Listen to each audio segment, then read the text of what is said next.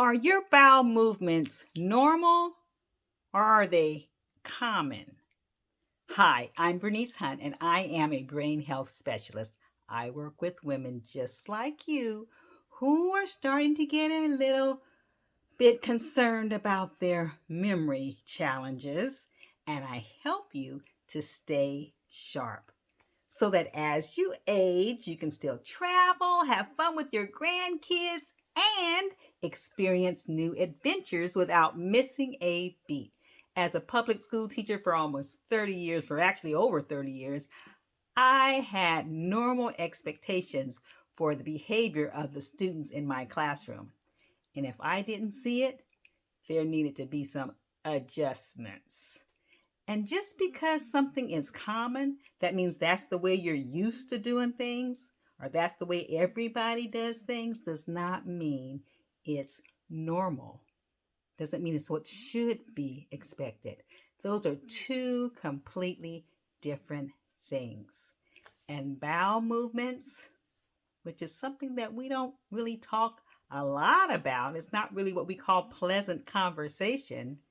And it's also common to have abnormal bowel movements, not the way that it should be.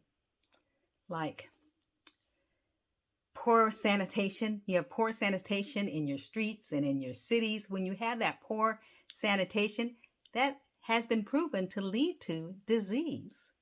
And just like that, if you have backed up cesspool like waste in your colon, that also leads to disease. Okay? Did you know that what's normal is for what you put in to go out the other end in 24 hours?